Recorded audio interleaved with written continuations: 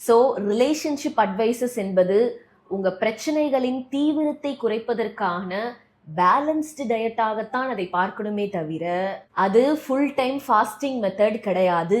For example, நம்ம husband ஒரு நாள் கூட நமக்கு ஒரு காஃபி போட்டு கொடுத்தது இல்லையே, ஒருவேளை இவருக்கு நம்ம மேல அன்பே இல்லையோ, அண்ட் கல்யாணமாகி இவ்வளவு நாள்ல நம்ம மனைவி நமக்கு ஒரு தோசை கூட சுட்டு தந்தது இல்லையே, ஒருவேளை நம்ம வைஃபுக்கு நம்ம ஓவரா இடம் கொடுத்துட்டோமோன்னு இப்படி எல்லாம் போட்டு கன்ஃபியூஸ் ஆகிக்காதீங்க. ஸோ நீங்க பார்க்கிற கேட்கிற எல்லா விஷயங்களையும் லைஃப்ல அப்ளை பண்ணி பார்க்கணுங்கிற எந்த கட்டாயமும் இல்லை.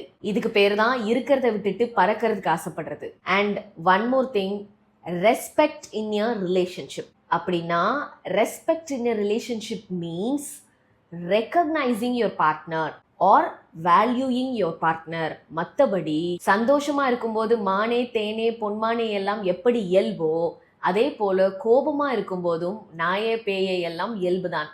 பட் நம்ம என்ன நினைச்சுக்கிறோம், நம்ம ஒரு 10 நிமிஷம் அரை மணி நேரம் பார்க்கிற பழகிற கப்பிள்ஸ் எல்லாம் பார்த்துட்டு, ச்சே இவங்கெல்லாம் எவ்வளோ டீசெண்டா இருக்காங்க பாரு, அந்த அம்மா அவரை எவ்வளோ ரெஸ்பெக்டோட ட்ரீட் பண்றாங்க, அந்த சார் அவங்க வைஃப்க்கு எவ்வளோ இம்பார்ட்டன்ஸ் கொடுக்குறாங்க, ச்சே நம்ம தான் ஏமாந்துட்டோம் போலன்னு நினைச்சுக்க வேண்டியது.